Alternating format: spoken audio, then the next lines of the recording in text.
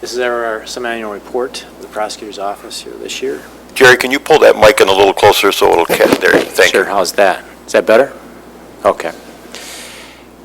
As you can see, January through July, these number of warrants had been submitted to our office, both felony and misdemeanor, that have been submitted for review.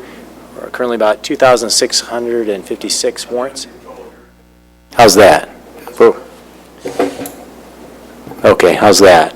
So we basically have just over 2,600 warrants that have been submitted to our office by various police agencies to see whether or not criminal charges should be issued. You can see we've denied just over 1,100 so far this year. If you look at our past numbers from 2015 through last year, 2018, we're trending upward this year.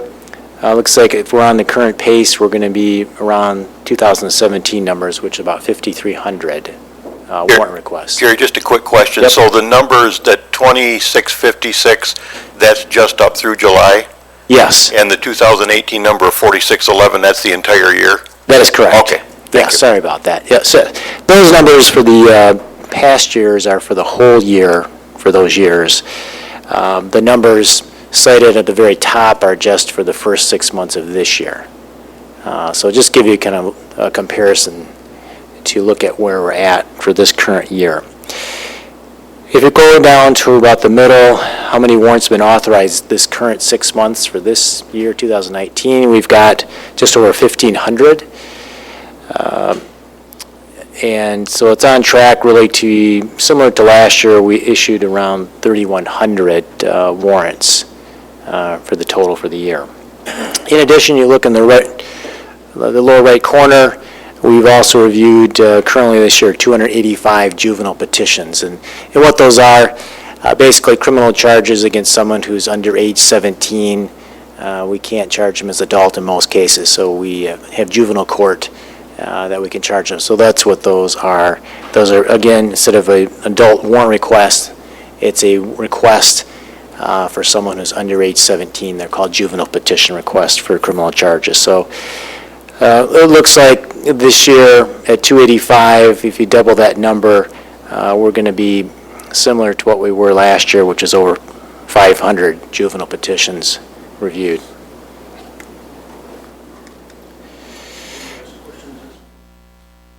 Jerry, what's your preference as we go? Yep, that'd be fine. Fire away, Tony. Should the warrants denied and the warrants authorized total the same as the warrants requested? They should, yes. They don't. Okay. Well, if you look at denied and authorized, that looks like that comes out to 2,644. 44. Okay. Well, that should be the same. That should be Okay. the same. Okay, good point. My mistake on that one. Discrepancy of 12 somewhere. Okay. Any other questions on that?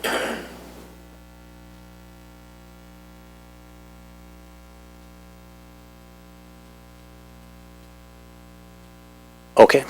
All right, thank you. Moving on to the next slide, just a little information for the commissioners about how warrant requests are logged. Currently in the system, police agencies will present to us requests for criminal charges, let's say for an adult, and that can come in different versions. It can come in a paper form, warrant request, can come in electronically, such as email, or a combination of that. When that comes in, we have a legal secretary who's dedicated to basically processing warrant requests. And so that means that this information has got to be logged into our system. ACT is Adult Case Tracking, acronym for that. We get a system since we're affiliated with the Prosecutor Association of Michigan. We have affiliation with them as far as warrants, warrant forms that we use with them as well as also recording data. So Adult Case Tracking records various data on different cases that we save and share with them. And so In addition to that, police officers will submit not only the police report, but also could be photos, could be interviews, it could be 911 recordings, supplemental police reports. Also, what has to be logged in is a person's criminal history. If it's a driving case, also their driving record, which is the Secretary of State record listed there.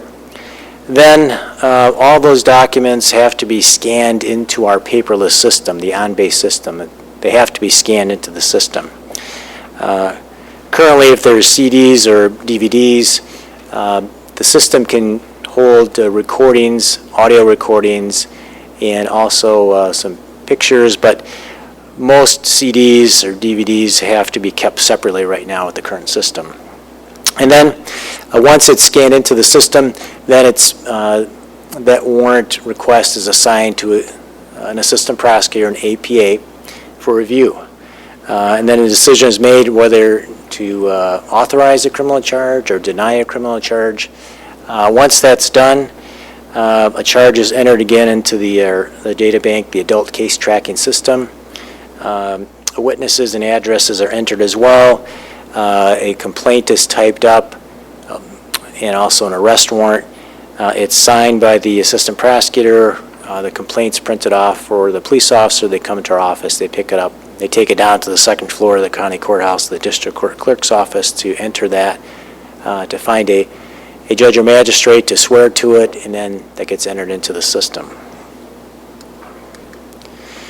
Currently, in the process, because the Board of Commissioners authorized a budget for IT to add to our current on-base system for the warrant process with the module called LEAP, which basically is a way to electronically process a warrant request and juvenile petition request.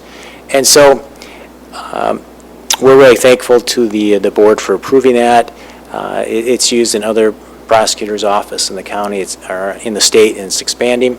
Basically, the idea is to make the process smoother, faster, more uniform, in which all the police agencies in a given county will go through this LEAP module, where they're submitting their request electronically from their police station to our office.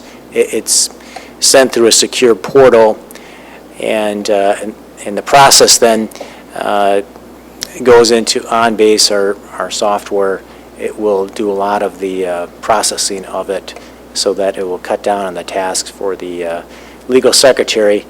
And then, in addition to that, there's a different feature where you see integration, and that the assistant prosecutor who's reviewing the warrant request will be doing much of the typing of the actual input of the data when making a charging decision or denial. In addition, this LEAP module is going to have another function too. You see real-time request and subpoena submission, and that to give the officers the ability to print off a subpoena in their patrol car and also indicate whether there's service or not, so that it should make subpoena service more efficient. And not listed on there, but one of the nice things about this LEAP module is that, let's say Officer Jones submits a warrant request, and then maybe 2 weeks later we've authorized a charge, and 2 weeks later the officer does an additional or supplemental police report because there's some additional witnesses that were interviewed, submits it. In this case with LEAP, it will go through the portal. The system will automatically file it correctly in the correct electronic file, and we'll also get an email notification that Officer Jones has submitted a supplemental report on, let's say, People versus Alexander. So we don't have that now, and it may not sound like a big thing, but if you're a prosecutor, it's a big thing because we literally have thousands of files in our office, and so we can't really know whether an officer has submitted a supplemental report on a case because we just have too many cases to follow. So it's really a huge thing that we're really excited with that feature. Jerry, one question for me. We've been using the LEAP portal with Lenawee for several years now, and we like it, but has there been any pushback locally from the police chiefs about the work that they're going to have to do to input data into LEAP now or not? I anticipated that when we were having that, when this was coming down the pike, that there would be some pushback on that. We had our LEAP training for police officers and my staff on August 5th. So I think I've heard some feedback that it's going to be more work for police officers, and it is. I mean, they have to enter some more data, but I've also indicated to them and my own staff that, something new, we're willing to work with you and, work through the bumps, and that it's been successful in other counties. So I haven't heard anyone say, no, we're not going to do that. It's just that, well, we think it's going to be more work. Well, you're right. It's going to be different, and there's going to be some additional effort. So. Good morning, Jerry. Good morning. I was looking through here the process you have to use to get a warrant. I quite often visit d12.com, find it a good tool to use before I hire a person. 'Cause sometimes they're not always truthful interviews. But something's changed here. We've got a new program. Do you find that difficult to use, or is it just habit? D12? Yeah. The way you look the person up. I personally don't use D12. Okay. Well, just the fact that we have our own case tracking system, and being prosecutors, we have access to criminal histories because of our job. But I honestly, I Don't use don't it. look at D12, so I'm not sure what they've changed. So I'm asking the wrong person. Sorry. That's okay. Thank you. No problem. Any other questions on that? Okay. All right, moving on. This past 6 months, just indicating some of the major convictions we've had here. If you look at the top one is People versus Hassan Moore. That was the murder case, the Morris McBride Jr. homicide.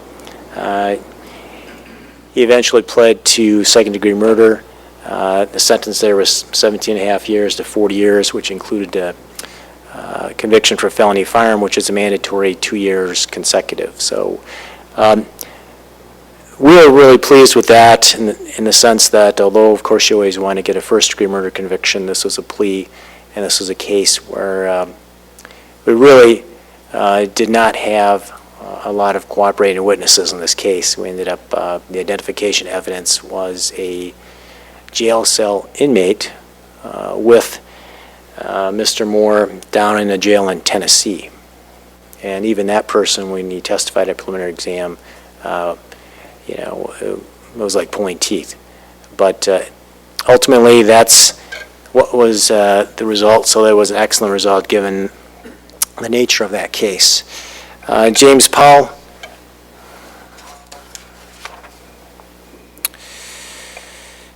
Tracy Ott, Jason Wesch, Amber Reeves, Mark Miner, Jared Ballard. Again, that was a homicide case that occurred in the city in the Queens area.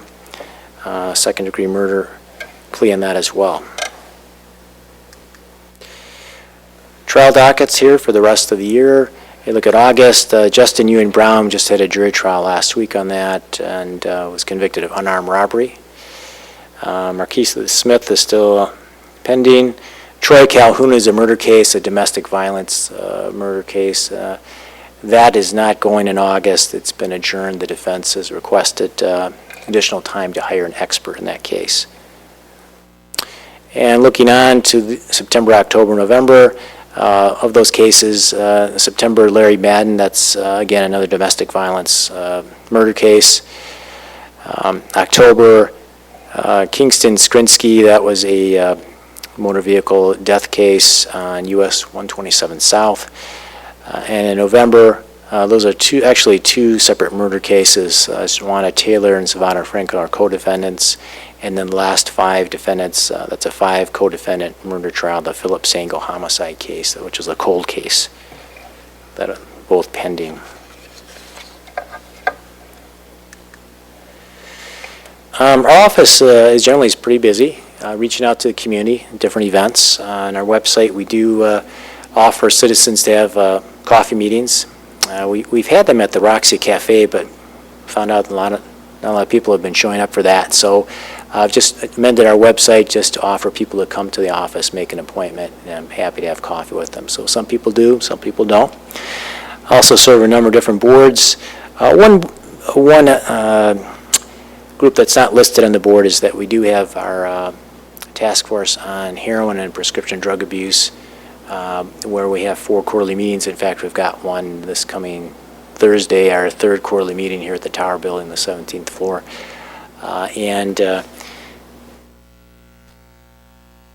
Community impact continued. We've been working hard with the City of Jackson Police Department this last 3 years, and especially this year. Last year, we meet with detectives from the city every month, during the summer, twice a month, looking at violent offenders in the city, particularly gun violence cases, and identifying the cases we have, individuals affiliated with groups or gangs in the city. And so myself, my chief assistant, and 3 assistant prosecutors, that's 5 prosecutors in my office out of 13, are part of these meetings. And to make sure cases we have in court, we're not giving deals on any of those cases, even if they're not high-level felonies. Looking to address bond conditions with those particular defendants to try to help as much we can with violent offenders in the city. And so that has been a successful effort, and I also have to credit Chief Elmer Hitt of the City of Jackson Police Department, and also our local law enforcement heads for being supportive and helpful in that effort. Also, Drug Summit 6 is actually scheduled for December 7th of this year, and it's going to be on a Saturday, and it's going to be at Parkside Middle School, the auditorium. The last couple years, Drug Free Jackson has basically been an understudy to us to put on a drug summit, and so this year they're basically taking the lead on that. Our office is more of a supportive role with it.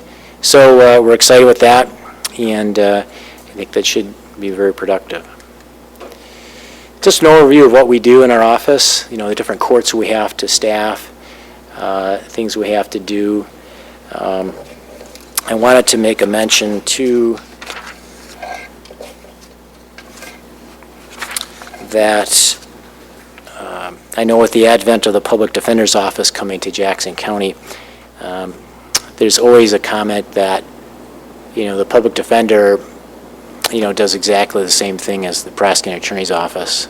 Therefore, they should be staffed the same. And I just want to point out here for everyone present, that's not correct. For example, one of the first slides I had with you today is about reviewing warrants and juvenile petition requests. That's pretty time-consuming and a pretty heavy responsibility, and the Public Defender does not have that duty or responsibility. So that's one major difference there. Another major difference, too, is what wasn't on one of the slides is that we have a child advocacy center. You may have heard of that. We're heavily involved with that. The Child Advocacy Center interviews kids, typically are probably under age 10, typically are sexually abused but could be physically abused. And they go to the center to be forensically interviewed, someone who's trained to ask questions in an open-ended manner, not a leading manner, in a very less traumatic setting. It's in a refurbished house, and behind a mirror is a detective, an assistant prosecutor, and usually a child protective services worker. And so last year alone, we did almost 350 interviews of kids. And I say that is that given the current system, those interviews are done Monday, Tuesday, Wednesday, Thursday, and my office is committed to staffing each of those days an assistant prosecutor. And the police agencies take either Monday, Tuesday, Wednesday, or Thursday. We're always there with someone to be present for this interview process, which is quite extensive, the protocol that goes through that. Public defender doesn't have to do that. So when you have 13 attorneys in the office, you have to basically divert one for a whole day. That affects your staff. But the CAC has been valuable, but busy. When I first started, Prosecutor Hank Savislak, urged me to continue on with the CAC. I pledged I would, but I thought, are we going to have enough cases to have kids being interviewed? And I quickly found out in my first month that actually we had too many cases. So each year it's gone and increased. So last year was our highest ever at almost 350 interviews.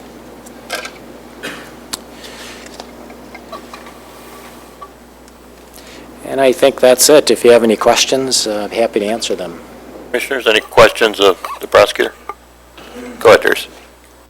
Good morning. Just the one question. Sure. If I remember correctly, there was some time ago, we approved the budget to extend your staffing. I think it was for a legal secretary. Grant funded through the Victims' Rights, the additional money, and so these were grant funded employees, domestic violence advocate, and also a legal secretary. Okay. And with those additions, I was just wondering as to how the staffing and that is going. Are things running smoothly? Is it sufficient, or are you finding the need for more? Well, it sounds like question's like a fastball down the middle of the plate.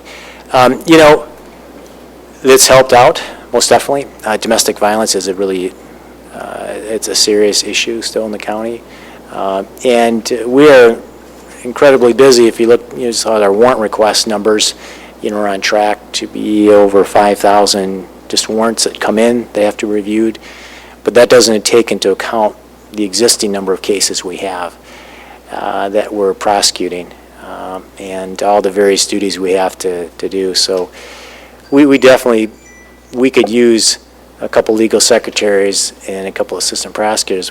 I know the county doesn't have the budget for that. And your question really leads an opening to me, is that I know the Public Defender's Office basically is going to be staffed soon with a couple arraignment attorneys and a legal secretary, and their sole function is going to be just to do arraignments in the district court and nothing else. And we don't have any assistant prosecutors who can do just arraignments and nothing else. Right now, the best we can do is to go to an arraignment for a very serious case, which is typically a murder case, and to do that. So I've got Sierra here, my chief of staff, and she really supervises all of our legal secretaries or support staff, but they are incredibly busy. How should I say it? I don't know if any other department in the county understands how crazy a day can be. We're busy, but in some cases it becomes almost like a feeding frenzy because if you have a murder case comes in that happened last night, that means people in the office have to drop what they're doing and they have to address that. That's got to be taken care of. We have to focus on that, and so you still have your other work to do, but things that come up, you have to get that done and get it done right. So yeah, we definitely could use more staff, but I know that we don't have an unlimited budget for the county, so, but thank you. Commissioners, any other questions? Okay. Jerry, thank you. Thank you. Thank you, Chairman. Takes us up to the 911 quarterly report.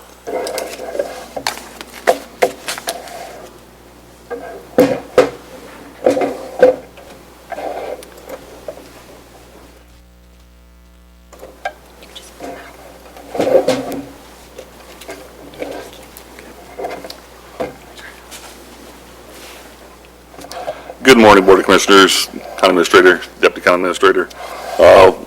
What I have before you is the quarterly report for 911.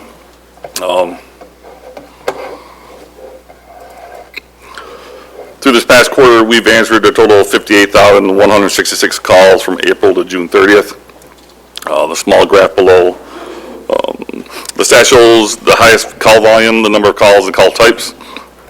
On average, Central Dispatch has answered a total a month, 19,389, with an average of 646 per day.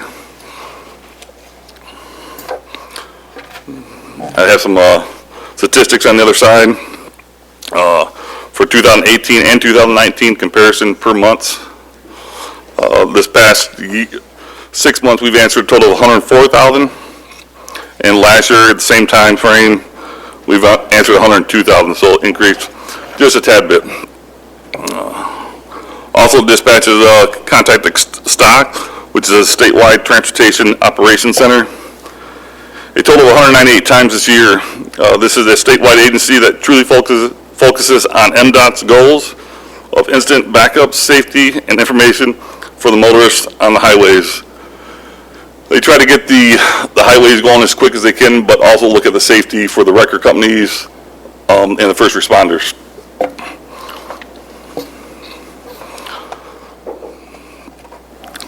Third page of the report is a breakdown per department of how many calls we've sent them on within Jackson County, for a total of 37,389 calls this quarter. Year to date, we've dispatched a total of 71,097 calls from January to June 30th.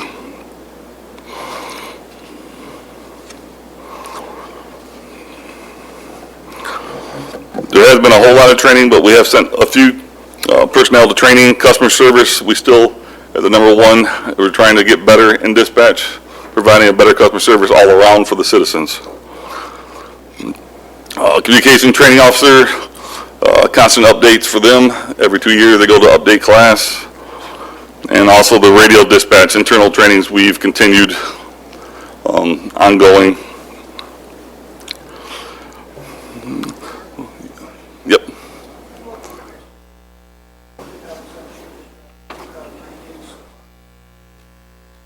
On the last. The green is, yes, the green is the 2019, yes. Yep. Just till June 30th. Yep. We continue to participate in different activities in the community, exercises. We have an ongoing one with the state building downtown. We also have the active shooter exercise coming up in October.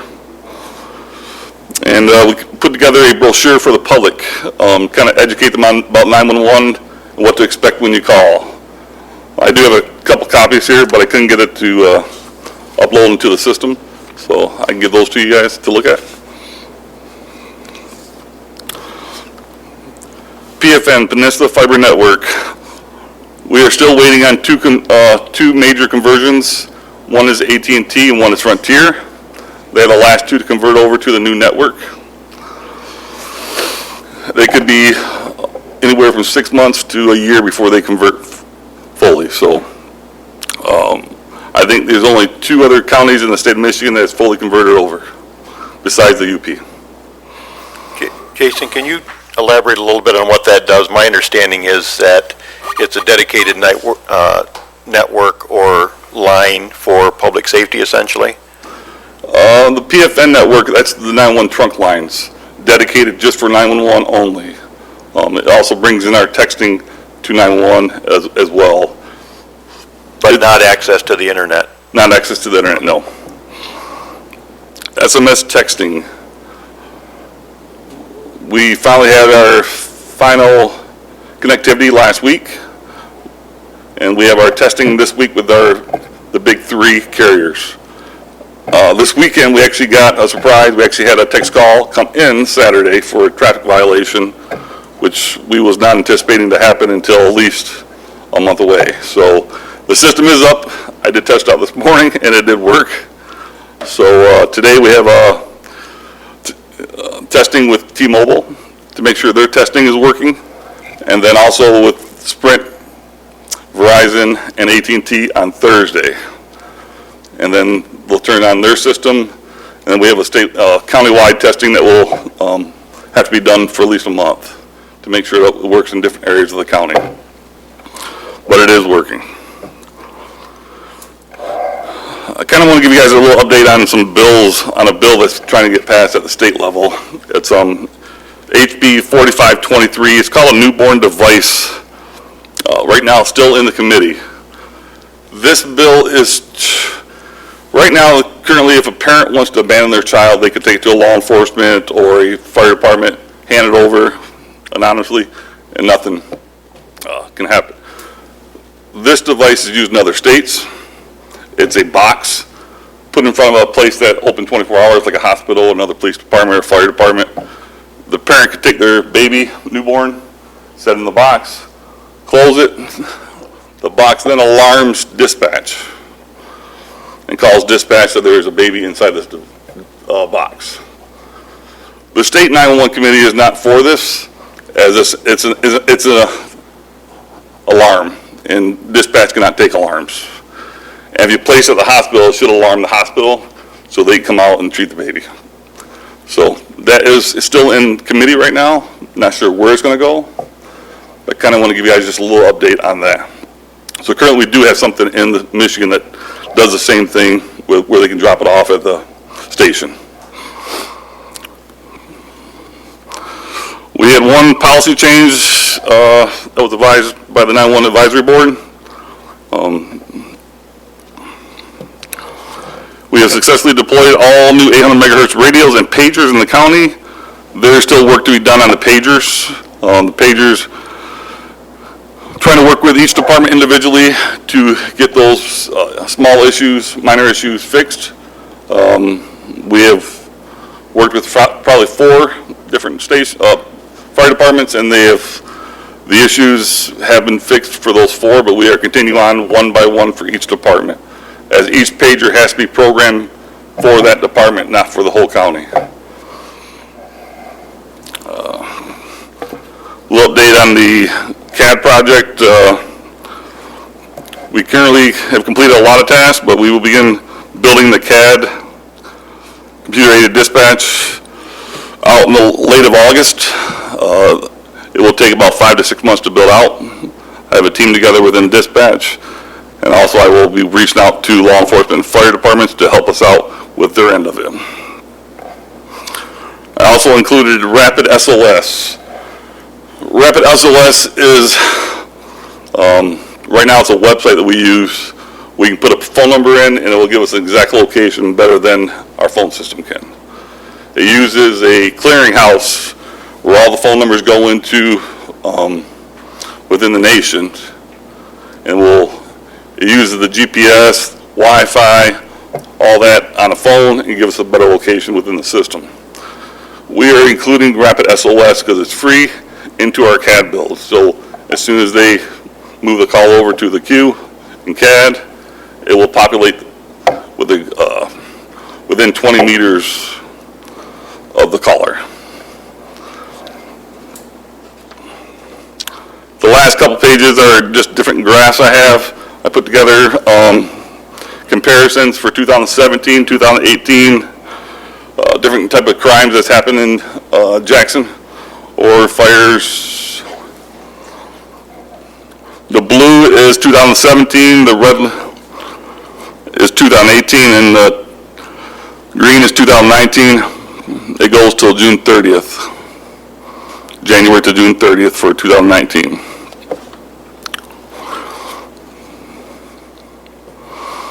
And numbers vary, so I try to put them into certain categories so it wouldn't be way off.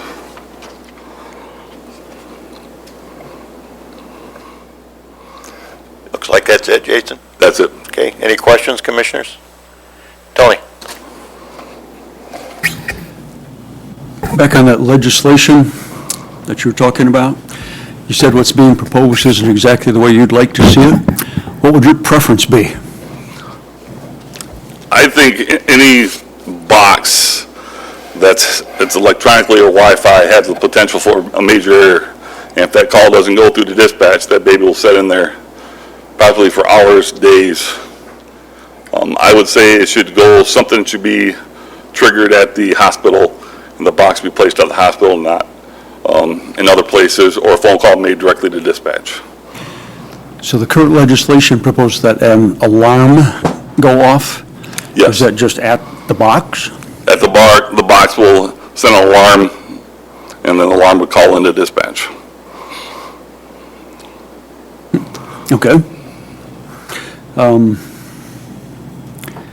The Rapid SOS, as I understood that, that's a system where you can locate anybody's cell phone, or, It gives us a better location on somebody that calls into dispatch, yes. does that require a warrant or a judicial approval? No. Okay. On the surface, that sounds to me like something that you would do to a It's- subject, not to a citizen. Well, they have to be able to, they have to call into dispatch first. We can't initiate a search. They have to call into dispatch, and then we can search for them. Okay, that's only in response to the individual initiating the call? Yes. Okay, thank you. Yep. And Jason, there's somewhat information now when they call in, right? It's just not as accurate as what you're talking about implementing? Yeah, I mean, right now, the cell location right now we get is anywhere from 60 meters to 300 meters. And depending on where you're at, 300 meters can be way off. And again, this doesn't work with every phone, just like our current system doesn't work with every phone. There is phones that we have that's called 911 only phones. They can only call 911, and we don't get no information on them because they're paid for by the federal government. We do have those phones. Okay, commissioners, any other questions? Phil?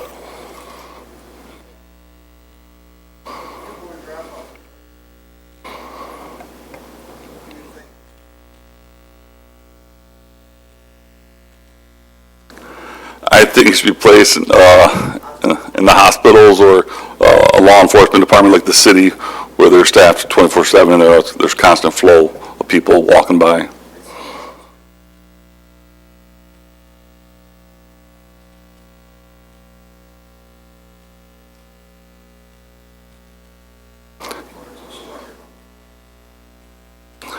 Yeah, I agree with you. Yep. Okay, Jason, thank you. You're welcome. Thank you, guys. Takes us down to the JC dot, items and issues, we'll call them.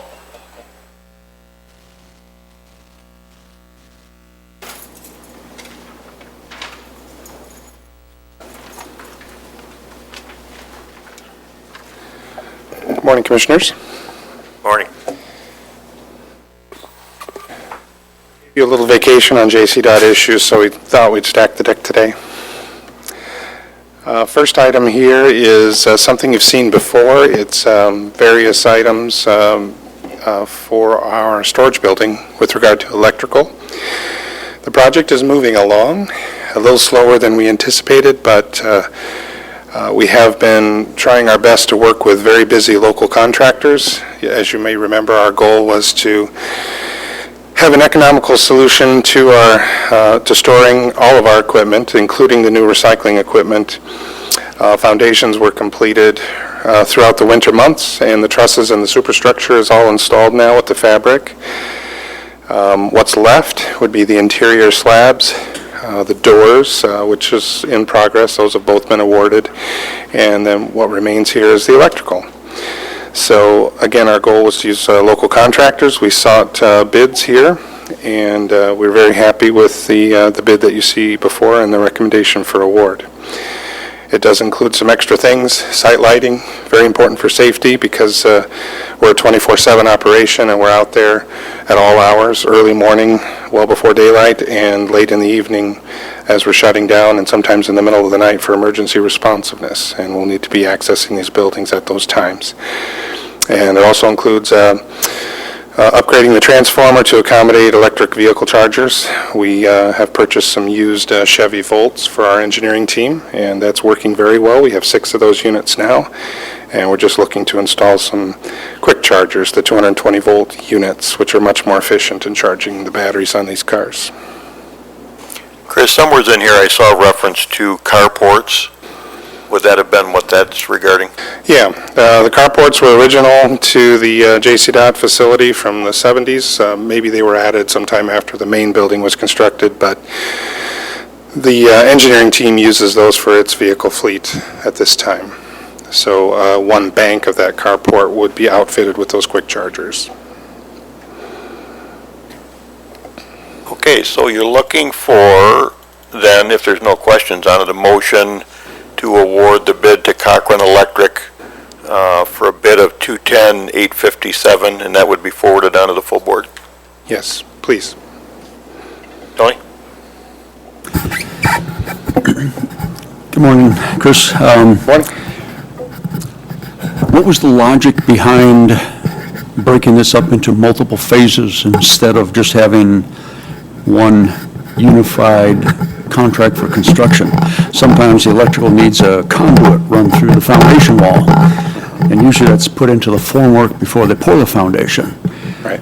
If the foundations were poured without any thought of the future electrical, they're going to have to bore through the concrete. So what was the logic in breaking it into multiple pieces instead of just one general contract for construction? Sure. Economics, number one, but also back to trying to give as much work as we could to local Jackson County contractors and businesses, or at least making it as feasible as possible for them to bid it. Sometimes they have bonding limitations. So if a local company was to bid it as a general contractor, the bonding, they would have had to subcontract the truss system and the fabric and all that. We performed an analysis last fall and decided it was in our best interest to we felt we could coordinate all those details with the various contractors. So it's worked very well at this point. Obviously, we have not put the slab in for that very reason, but we don't anticipate the need for conduit in the slab yet, but we wanted to wait and see for sure. And we haven't run into any boo-boos, so to speak, like what you're mentioning. So coordination's been great amongst our team with facilities here and the contractors. Okay, that sounds good. Thank you. Yeah, overall, I think it's been successful. We have a local door contractor, we've had a local concrete contractor, and now a local electrical contractor. So the company that built the superstructure and fabric was not local. They're from out of state, and they worked with a Michigan contractor at least to do the erection, but that was their choice. I would just chime in that is our typical approach. We were trying to get as many local contractors involved as we can, and we do that throughout the county when it comes to that. We'll break things down to make it simpler for the smaller bidder. It definitely creates a little more work for us, to be honest, so, but it's worth it in the end analysis and serving our community and representing our business interests and partnering with stakeholders. Bill? Chris, I applaud you for taking that move to get the locals involved. I also think probably if I was looking this as the bidder, I could bid on the whole package and save you and myself time or bid by segment. Is that correct? Back when we did it, you mean the overall building? Right now, or- I could bid on all four separately, each group, or if I was equipped, I could roll it all into one quote. To equip to do all four phases. Yeah, if we had bid it that way. We didn't bid it that way. You'd have to bid for. Yeah, if a contractor were equipped to do all of it, they could bid on each piece like that, but we opted for to break it apart initially. I like that. Thank you Okay, thank you. for all the contractors out there. Yeah, we had early conversations, and they preferred to have bite-sized pieces, just relating to their specialties, so. Okay, any other questions? And if not, entertain a motion. Everybody's supportive, that's good. Motion and support. All those in favor signify by saying aye. Aye. Those opposed, the same. Motion carried. Thank you. Chris, Phelps Drive acceptance resolution. May I give just a general comment to 5 of the items that relate to this? Items F, G, H, I, and then K are all very similar, and what we're proposing to do is take on these various roads as public roads. You might be asking, why would we do that? There's basically a looming issue throughout the county that some of our private roads are falling apart, and residents are struggling, tax-paying residents, mind you, who pay at the pump and so forth, are struggling to figure out ways to improve those roads. All these roads that we're talking about today would be local roads, to be clear, not county primaries, and all of them are being improved at 100% of the cost by the property owners. What they're doing is setting up special assessment districts through their townships, and they'll be paying on their taxes through a special arrangement with townships to do that. So we've given an estimate. JCDOT will be conducting and performing the work, possibly with subcontractors as appropriate. but we will do 100% of the work to make sure it's built to our standards.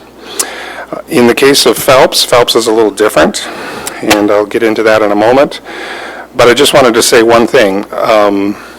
10 years ago or so, we would be crazy to take on any more roads. And the reason was that our MTF revenues were so low that we were only receiving maybe, on average, $6,000 to $6,900 per mile of road. With a 1,600-mile road system, it wasn't really enough to take care of the roads adequately. However, with the road funding bill of 2015, that is nearly doubling. We're approaching $13,000 per mile on average in receipts from MTF. And we feel that we've now reached a tipping point where it makes sense in service to our public and also and just frankly taking better care of the roads that we can do it at that higher rate per mile of reimbursement. So adding these roads would increase our Act 51 receipts in future years by about that $13,000 per mile. So to Phelps, let me just say that about 10 years ago, the road was completed as part of a development endeavor by Leone DDA. And the intent at that time was that the Road Commission would take ownership of the road as a public road. However, to make a long story short, there were some problems and the ball got dropped, and so we're basically doing some house cleaning here and bringing this forward. I will say that it is a 10-year-old road. We did a careful review and investigation of it and found that it's in generally good shape, only requiring a mill and overlay to bring it to our current standards. So it'll basically be a brand-new road.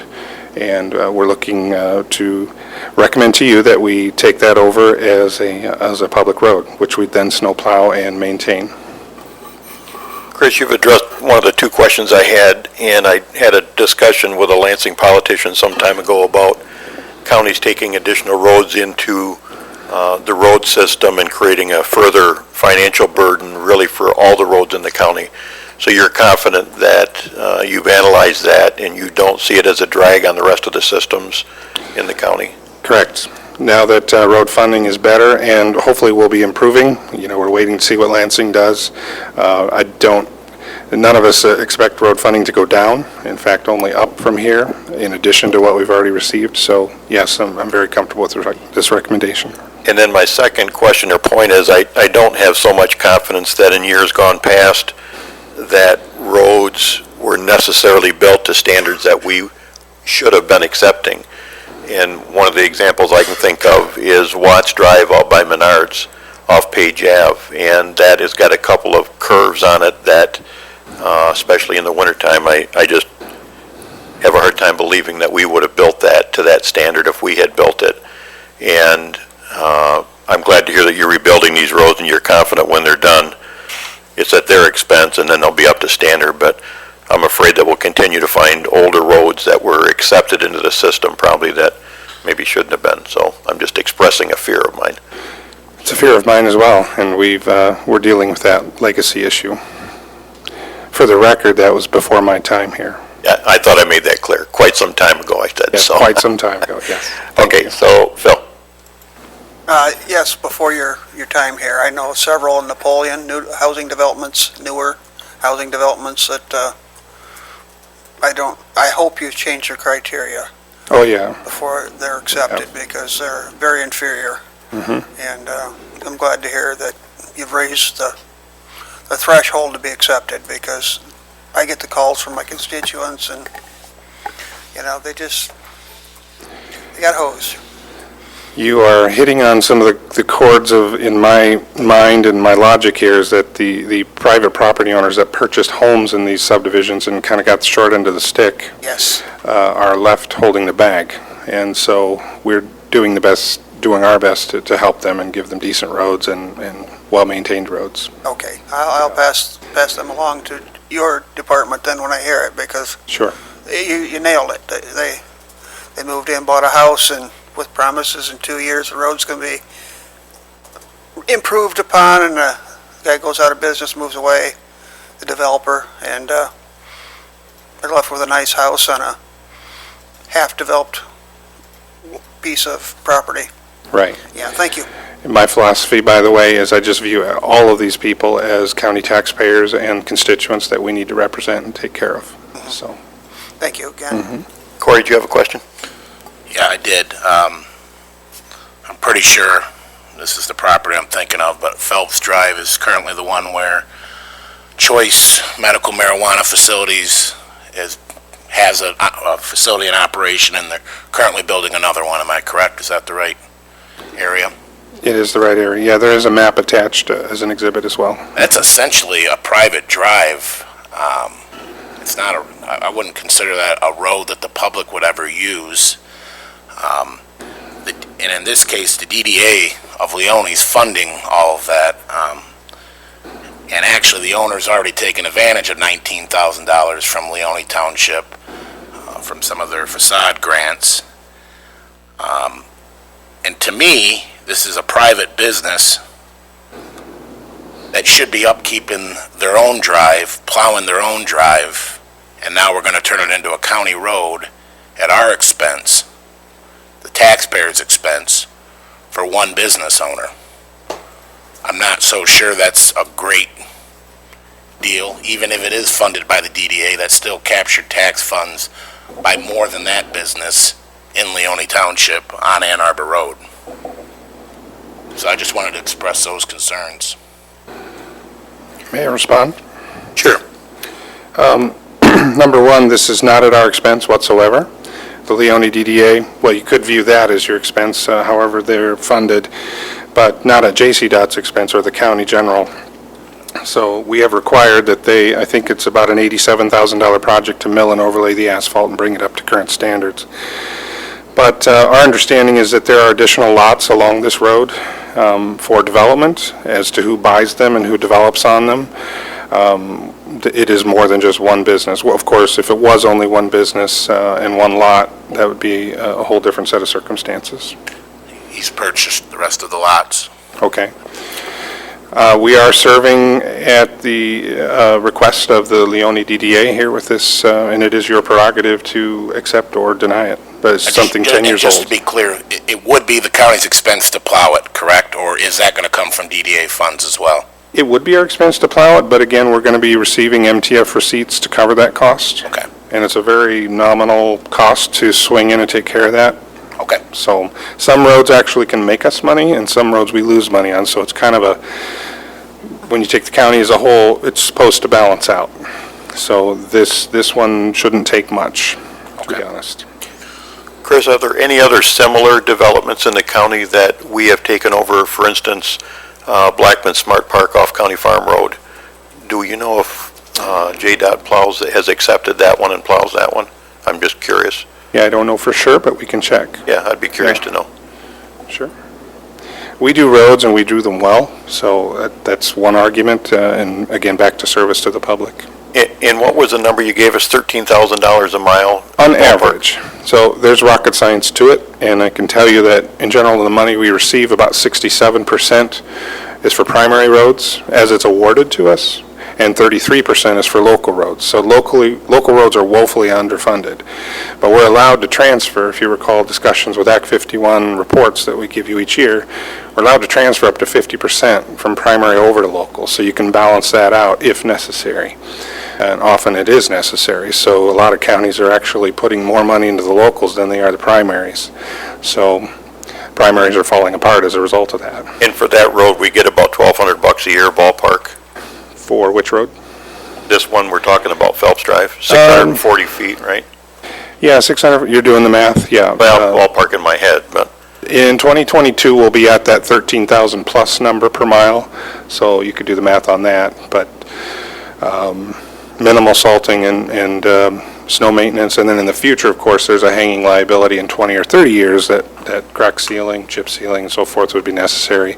But it's a local road, and under our current policy, Leone Township would have to pay 70% of that. Okay. So again, those are all considerations we're taking into account. and you'll find out about any others in the county and let Mike know, and he can forward it to all of us. Any requests for? No, any other roads that we do, like in Blackman's Smart Park, if we're doing that one, or any other similar ones. Private roads that were, Yeah, Well, plowing and maintaining. In other words, the smart park that was developed off County Farm Road, the township built that, I'm assuming to county road standards. Has that been accepted in now, where Chemitol's at and Technique? Yes, especially in DDAs, LDFAs, just out of curiosity, sure. not to fault it or say it's wrong, but Phil? There is a second lot that shows a different owner in GIS, by the way, on Phelps, so I just wanted to state that. Chris? Yeah. My drive coming into my facility, I've got two businesses there and a building that I rent for another business. Do I qualify to have you improve my driveway coming into my property? You would if you're willing to upgrade the road. So in other words, we do an assessment of what it would cost to bring it to our standards. You'd get a new road as a result. You'd have to pay for it along with assessments to those businesses. Any lots, $100 is a bargain. But I think we're talking about something a little bit different, are we not? Because Phelps Drive admittedly is a public road, is it, or public property, it's in the DDA, correct? Yes, DDA. Right. Water line. So that is different. I mean, I hate to open the door to that. Well, yeah, What it seems, wow. I'm half being facetious, but it sounds like I could qualify. Yeah, but Phil, would you want your private drive to be a public road? Because that's what's required of it, correct, Chris? yes. Yeah. Another example would be in Deering Road, Lloyd Ganton.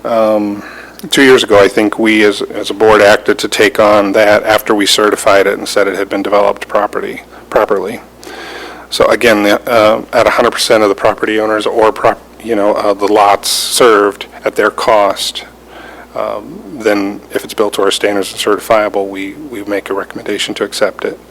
There was a time we wouldn't, when MTF funds were not adequate to take care of roads, but times have changed, and our analysis shows that we're at least breaking even at this point. If I could hire you to build me at standard road, which is really my driveway coming in from my customers, and you can make money on it through JDOT funding, Break even, but okay, I mean, we get additional revenue, I to be think- clear, yep.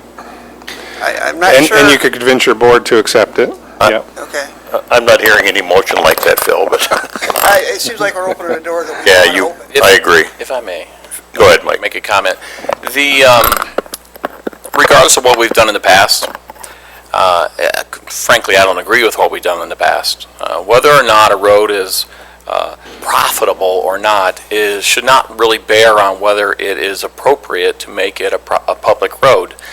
We have criteria. If it meets that, I don't care what the funding is, we have an obligation, because it's a public road, to take care of it and do what needs to be done to it.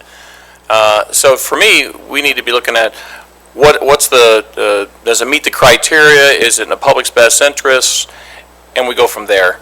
Like I say, in the past, where they've talked about, well, we won't make money on this road. Well, roads really aren't a moneymaker. They're about safety, they're about, economics, as far as transportation, things like that.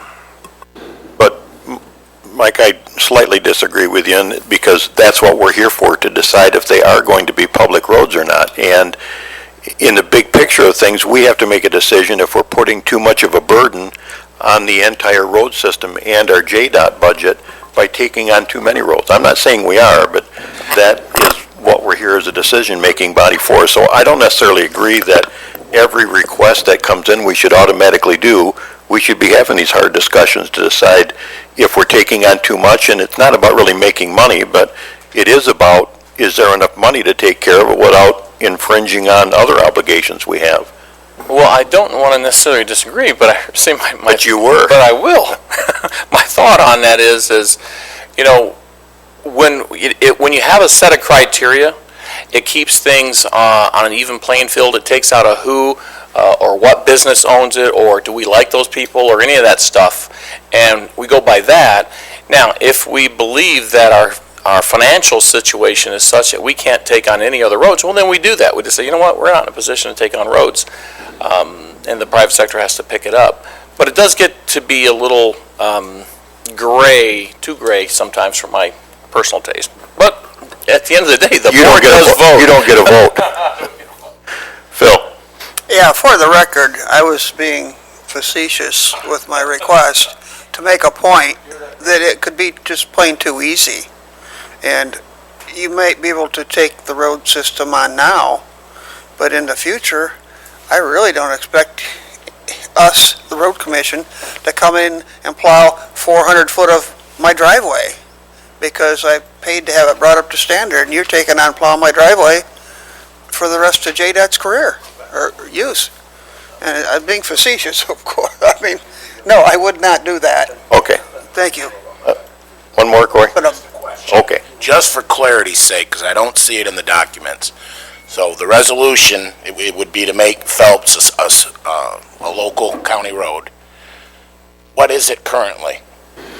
It's a private road. It's not yet turned over. I believe it was always intended to be turned over, back again to 2012-ish, in that time window. So it's a private drive, right? Belongs to the Leone DDA right now? That's what I need clarity on, I don't know. I would assume it does. It's I in- believe so. Bruce, is that the case? Yeah.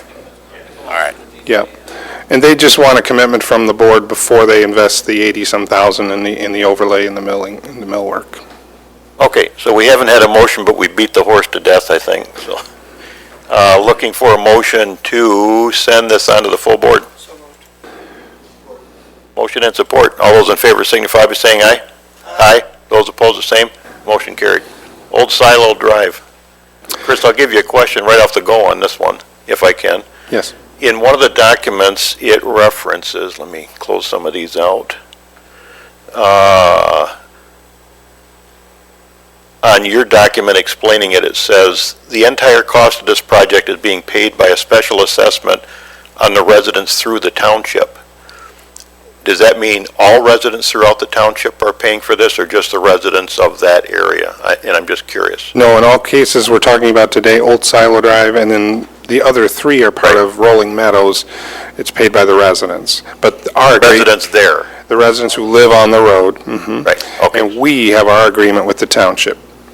So it's not residents living somewhere else are paying for that special That's correct. assessment? Okay. So they have a private road today, and they are sick and tired of what they've got. It's fallen apart. In both cases, they got their own private quotes. But to be honest, when we reviewed them, they were not they would not have brought the road to the standards and quality that we build. It would have been a kind of a makeshift solution. So they came to us and asked what we could do, and the townships were partners in that endeavor. So I just wanted to be clear with all of you that it is 100% funded. All of the construction is paid for. So all we do is basically take the road at that point and move forward with asset management of that new asset. And all of these become local roads, not county roads, correct? In this case, these are all local. Okay. Correct. So if there's any highlights to hit, or if there's any questions from commissioners on this one? Anything noteworthy, Chris, or are you just looking for a motion? I just want to point out, if I can, as a matter of emphasis, that in all cases here, future road work, if it needs an overlay, is 70% by our policy on the township or the residents. That's to be determined by the township as to how they want to fund it. Some have passed millages, some do special assessment districts per neighborhood. And plowing, potholes, shoulder work, mowing, that's all us. That would be all us. Minimal mowing on these because they're manicured subdivision neighborhoods, yes. All factors we took into consideration. If no questions, we'd be, oh, no. Go ahead, Corey. It's going to be the same question for every single one. If you could just answer, just brief us on each one. Is this drive only one business in it? It's all residential. It's all residential. Okay. Yep, and you can see per the graphic provided, there are multiple homes along this stretch. I believe they're all paying an equal share in their agreement with the township to have the road upgraded. And this one is not a cul-de-sac, correct? When you put these together, they all tie into between two roads, I think? This one here is a cul-de-sac. It does dead end. It's okay. Yeah. Okay, you're looking for a motion to send it to the full board? Motion and support, all kinds of them again? One more question, Phil?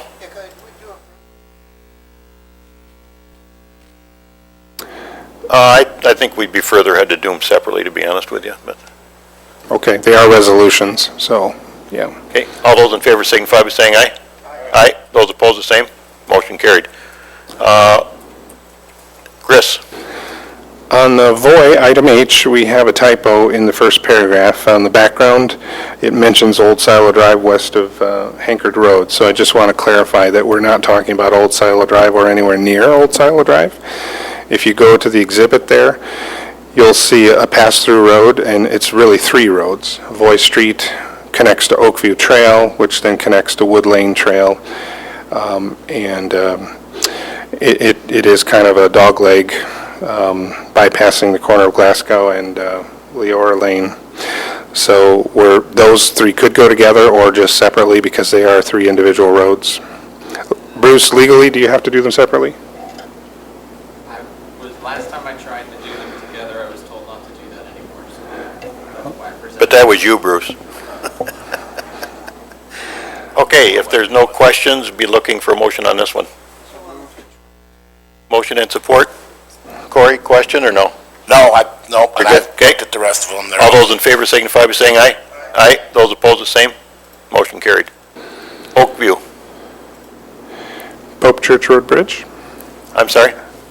Are we on, Oakview? Okay, sorry. Yeah, I think we're on Oakview, right? Same thing, residents have petitioned us, 100% their cost. It's a ditto on VOI Street, same neighborhood. Commissioners, any questions? Tony? Their support? Motion and support? All those in favor signify by saying aye. Aye. Those opposed, the same. Motion carried. Pope Church Road Bridge. Okay, Going too fast for you, Chris? Or? no, faster, I can handle it. Robbins Road, as you may know, I'd encourage you to drive by if you get a chance. You're up in that neck of the woods. The bridge was installed by our crews. It's a prefabricated timber deck that was placed on existing abutments. Full replacement of that bridge would have been about $500,000 or so and would have taken 2 to 3 years. Plus, we would have had to get grant funding for it. We just can't afford that kind of bridge replacement. So we sought an alternative solution. It went very well as a pilot project. We're real proud of our crews for their work on that. It's now open to traffic with new guardrails. So Pope Church, when it closed, unfortunately, here a month ago, we went to work. The biggest question was, how are the abutments? The abutments are the foundations that the deck sits on. Have they been undermined by scour action of the stream? Are they falling apart? If the abutments were bad, then all bets are off and you have to replace the structure as a whole. So in this case, we found that they were in good shape, so we got quotes here for a new timber deck at the $65,414.82 number. It can be constructed in about 6 to 8 weeks. So I believe this can be approved here at committee, and we'd like your blessing to proceed so we can get this road back open before winter. It is a county primary road. All cost is on us. And the bridge deck, by the way, would be paved. This road is slated for paving. Whether it's this fall or next year has yet to be determined, but we want to make sure the bridge is in first. Chris, is it Kren Timber Bridge? Is that who it is? Yes, that's the regional representative who we work with. So they work, the bridge is actually designed and manufactured in Minnesota through Wheeler, and they're the regional representative for that company. Okay. Phil, did you have a question? Okay. Chris, are you familiar with East Austin Road out past the Curtis Farm going towards Manchester? No. Okay, the Raisin River flows under the bridge. I remember back in the day where the bridge was a bridge. They put in 2, I'm going to say 10-foot wide across in diameter galvanized tubes, filled in with gravel in between all the tubes, paved over the top. It's been a totally maintenance-free bridge for probably 50 years now. Why does the state or somebody prohibit us from doing this? Seems like on Pope Church you could have laid a tube in, graveled the gap in, asphalt over the top, and you're done. The good old days, right? No, I said a few years back. Yeah, a few years back. Don't date me old.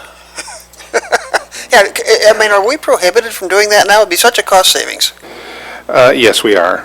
In fact, that's one magical element, call it strategy, whatever. If we don't touch the abutments and don't touch the stream bed, we basically, we don't run into all the special requirements.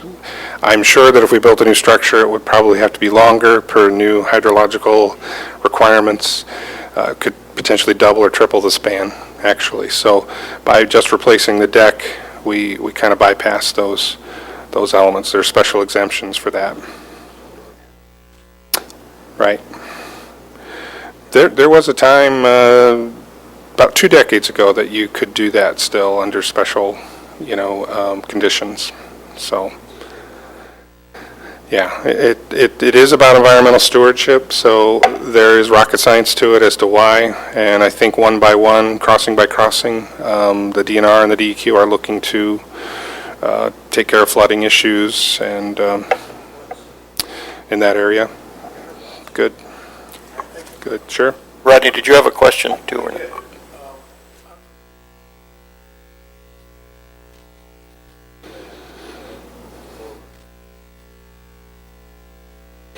Yeah, horse carriages only.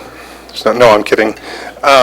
It's full HL 93 modified loading, which is heavy-duty Michigan loading, just like a concrete steel structure. So, like I said, these bridges and their design have come a long way over the last 2 decades. I've been to special training on them in my prior life, in my career earlier, and what I especially liked was the movement away from creosote as a preservative now into copper naphthenate, a more environmentally friendly and durable preservative for the timber. So,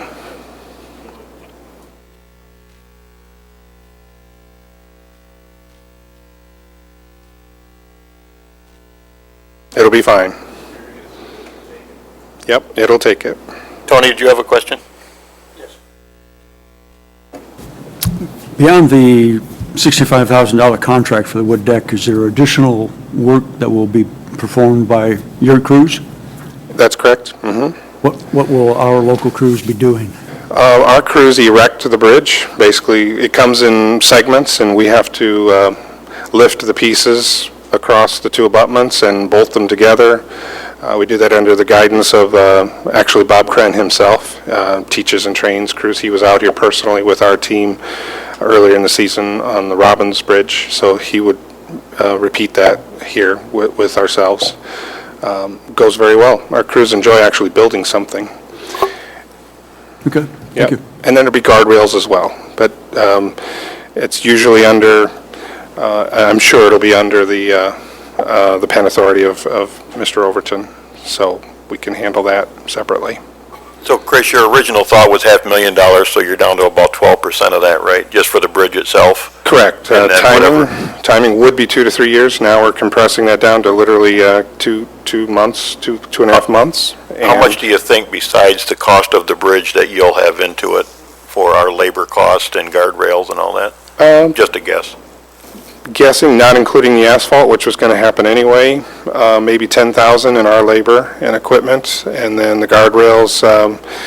We're not ramshackling guardrails together. It's a serious business. We want, if any errant vehicle were to be approaching that bridge, we want to make sure they're safe. So we put on a full federal standard as we did on Robbins, and that can be about $20,000 for a full set of, because each terminal end takes a certain, you got to drive posts in and so forth. So about 20 grand for guardrails, Okay. which that bridge needed anyway, to be honest, and we're kind of reviewing every structure and bridge around the county and putting it on a list. Okay. If there's no other questions, looking for a motion to send it to the full board? Motion and support. All those in favor? Oh, Tony, you got another question? Based on this dollar limit? It's, Actually, 65 is under your authority. we got it listed as full board action is what's listed. Oh, can we amend that? Yeah, sure. If Mike, it's under the limit? Okay. So it doesn't go to the full board, this will be for approval here at committee. Great catch, Tony. All those in favor signify by saying aye. Aye. Those opposed, the same. Motion carried. Takes us down to Wood Lane Trail Acceptance Resolution. It's one and the same with H and I. I can go through the whole spiel again if you'd like. Nothing significant about it, Chris? No, it's the same. Okay, same as the It's others? another road in that subdivision of Rolling Meadows. And this does go to the full board? Correct. Any questions? Okay, there's a motion and support. All those in favor signify by saying aye. Aye. Those opposed, the same. Motion carried. Monthly report. Monthly report. In the future here, I will try to bring it on a PowerPoint. I think you had asked about that before, and I'll try to bring that so I can pull it up for everyone's benefit. Just a couple highlights. I'm on page 3, if you could flip there. Norval Road is on hold, unfortunately. There is no movement on the strike discussions, and in fact, we learned that many of the operators with Reith Riley that were on strike have moved on and taken jobs with other contractors. So we're completely on hold right now, and I'll be embarking on discussions with MDOT as to our options so that we can get this road done.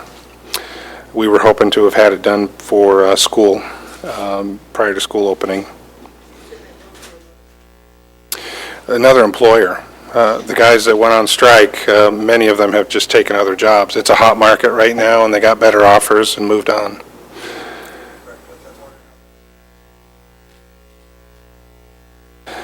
If the contractor could, as a company, no, they're bound to it, but our problem is timing. Yeah, are we going to be sitting here, in a year at the same situation? I hope not, but no movement.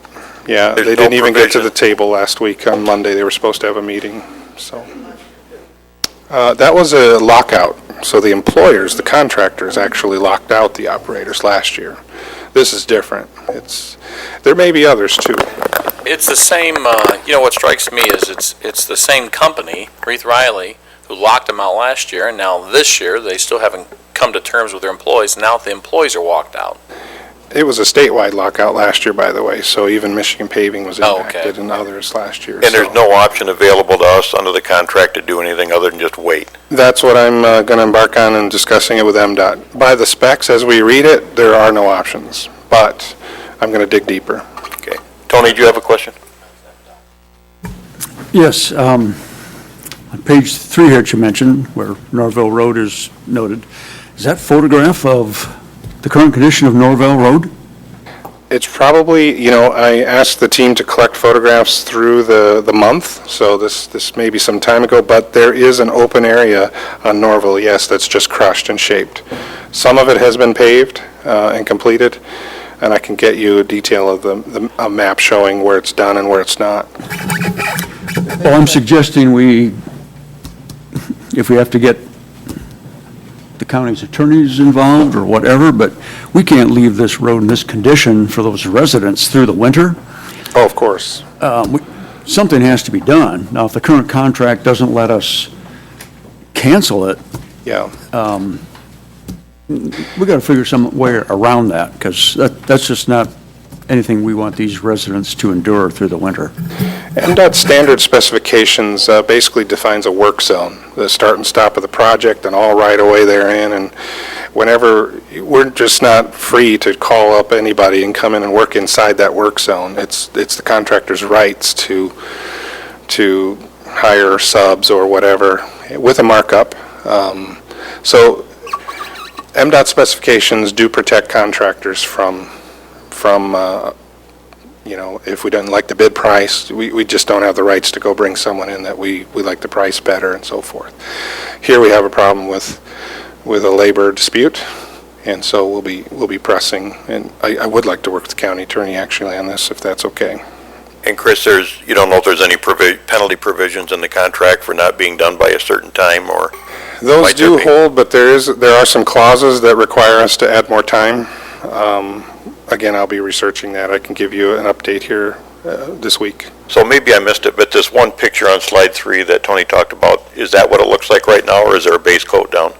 No, there's a stretch just like that. It's gravel, right. And our crews are not capable of going out there and finishing it. Our crews could actually put down a base coat of asphalt if necessary, and that is an option I'm considering, if we can. Remember, this is a federal aid-funded project, and there are strings attached, and we have to be very respectful of all those requirements, so. If I may chime in, as we talked about in last few years,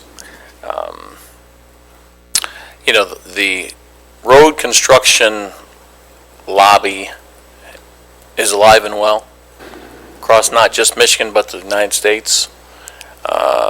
You recall the problems, you know, we had with their lobbyists and so forth, you know, bringing people to our meeting just because we were considering something new and so forth. Dare I say they've captured many legislatures across the state. I suspect ours is one of them. MDOT, from my perspective, layperson, not an engineer like Christopher, it seems all too often that MDOT is catering to the wrong person, meaning they should be catering to the citizen, the people who are paying the bills around here. But more often than not, they'll stop a project like this, and we aren't allowed to do anything, break a contract, or go in and do the work ourselves, which, again, doesn't make any sense to me at all. But it is a difficult situation. We've run into it in the past, and it's something that even with our own, you know, legal counsel, I mean, it's barring bringing action, which I suppose is a possibility. We're pretty much bound by it. But we'll look further. Chris, we're back to you. Go right ahead. Okay. I would just say we are blessed to have a talented crew that actually could step in, perhaps not on Norval because of the federal aid, but on any local roads. If we absolutely had to get pavement down, we could. We considered it at the work stoppage, during the work stoppage last year, and then it broke at just the right moment where we didn't have to worry about it. Because our crews are busy anyway, doing paver patches and other road maintenance around the county, so that would suffer as a result if we had to pull them in on this. You see generally there, I don't want to go through everything in excruciating detail, but McDivitt, I just want to give you a quick update on. We had our public meetings. There's a slide, a few in here. Let me just go there. Sorry to flip around on you. Skip around. I think it's in the public relations section. Be slide 18. You see photos of the meeting. Meeting went well. We had two of them, one in the afternoon at 3 and another at 5 o'clock. Well attended, both sessions. People from the neighborhood, stakeholders from the township and the school district were present. A lot of good discussion.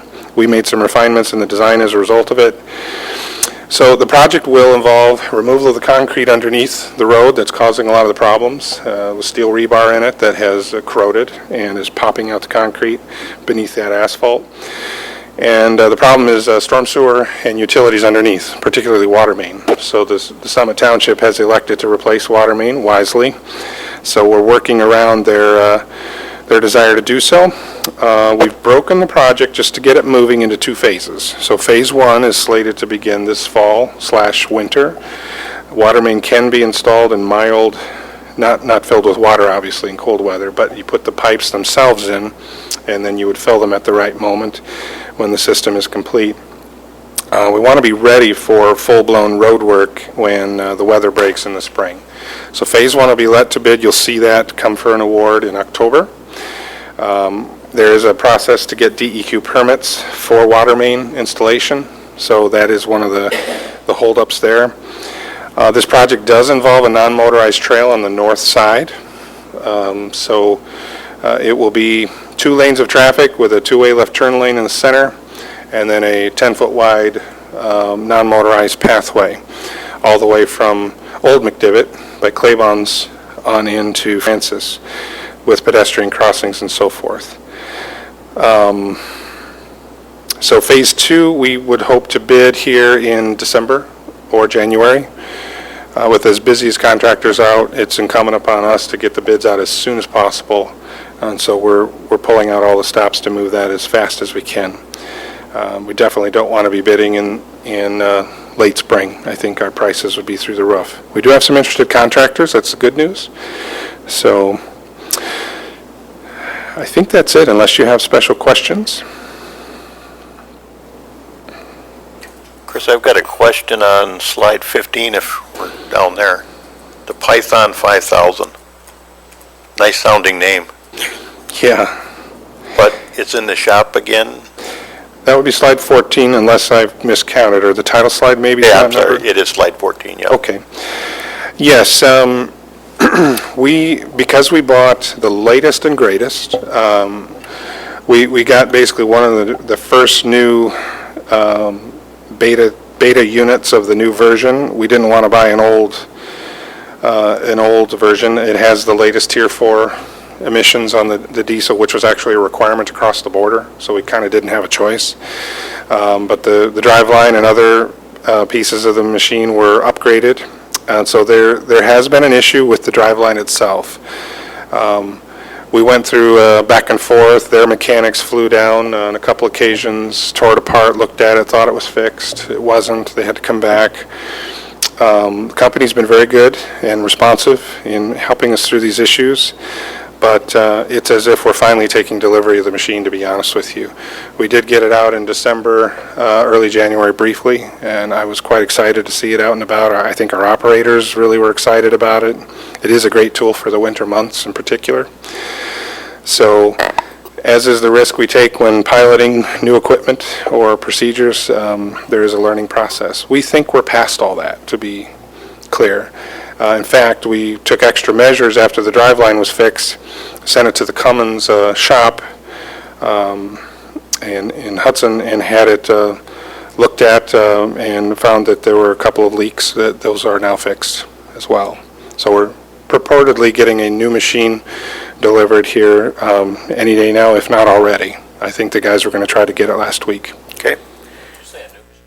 Well, purportedly, I'm calling it a new machine because it's been vetted and gone entirely through, so let's keep our fingers We just crossed. fixed this one, let's not get a new one.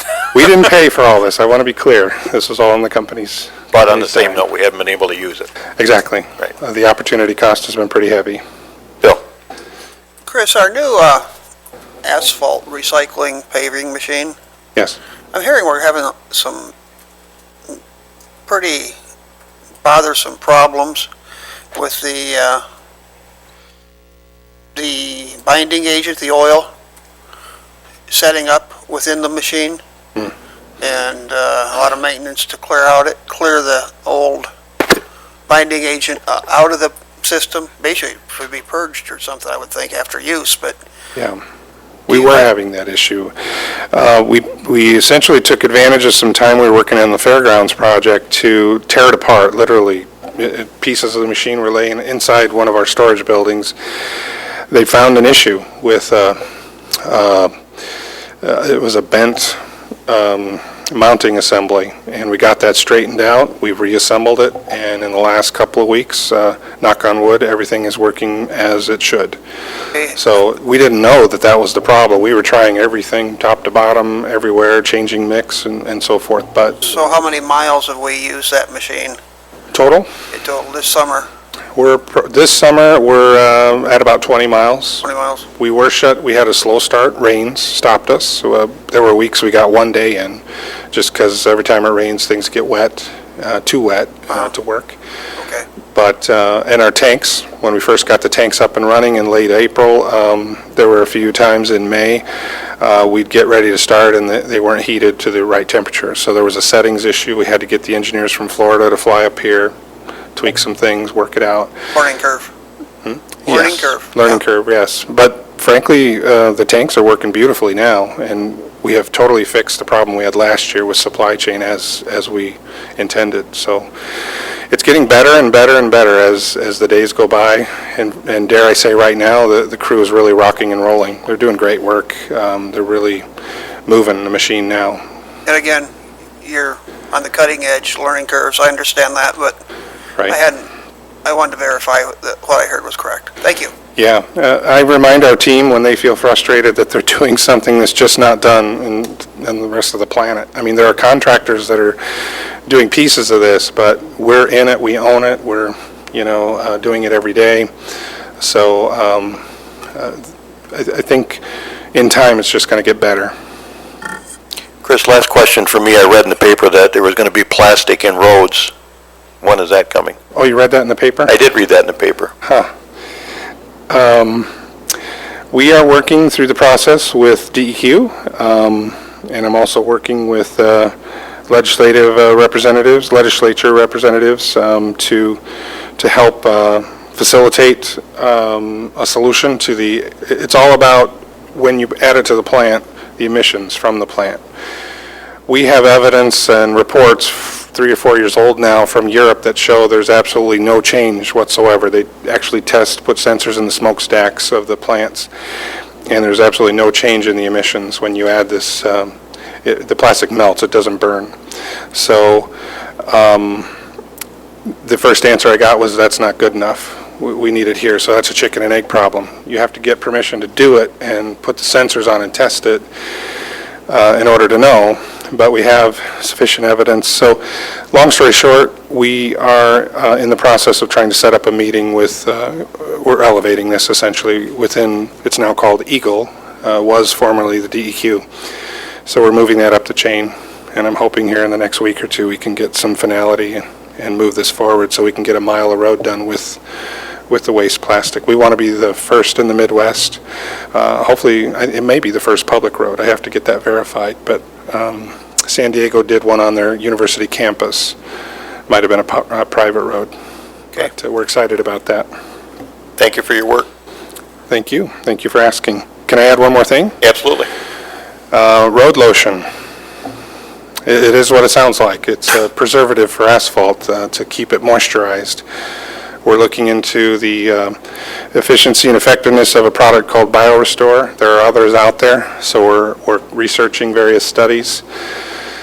But we are feeling pretty optimistic that we've got something as an alternative to chip seal that can be applied to roads on a 3-year cycle roughly, and keeping it soft so it doesn't crack. And not too soft, that's the challenge, right? You don't want to make it soft so that it's gooey and ruts under heavy traffic. But stay tuned on that. You may see a proposal to purchase some of this product coming your way. I look forward to reading that article. Yeah. Okay, is that it for you? Mr. Chair? Yep. I just have just one quick question. Just under the grant funding project on slide 3, just with the delay in the work there, has there been much concern from the communities or from community members that live in the area? For Norval Road, I haven't personally received any, but I can feel the frustrations brewing, honestly, and that's a good point. We should probably do some proactive outreach to those folks, get some door hangers out. Yeah.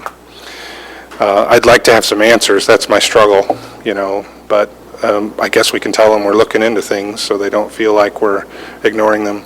We were featured on the news a week or so ago. Angie Klein was interviewed. I was with her, but I had her do the interview since it is an engineering project. She did a fine job. We can never,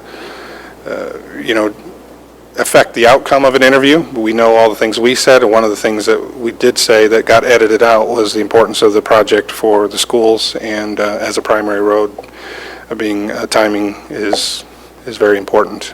So, Thank you. thank you for Nothing that further. suggestion. Okay, thank you, Chris. Thank you. Takes us down to claims. Pay the bills. Motion. Motion and support. All those in favor signify by saying aye. Aye. Those opposed, the same. Motion carried. No other minutes there. The September reporting schedule is there, and it takes us back to public comments. Brad, any other questions besides your last? No? Okay. Committee member comments. Go right ahead, Darius.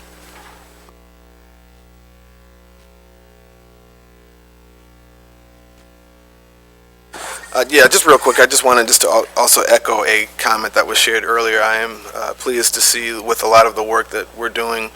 Darius, can you pull your mic in just a little closer? I'm having a hard time hearing you. Okay, sorry about that. I just wanted to echo a comment that was shared earlier. I'm just excited to see a lot of the contract work being done by local companies. Very good. Other commissioner comments? Hearing none, we're adjourned.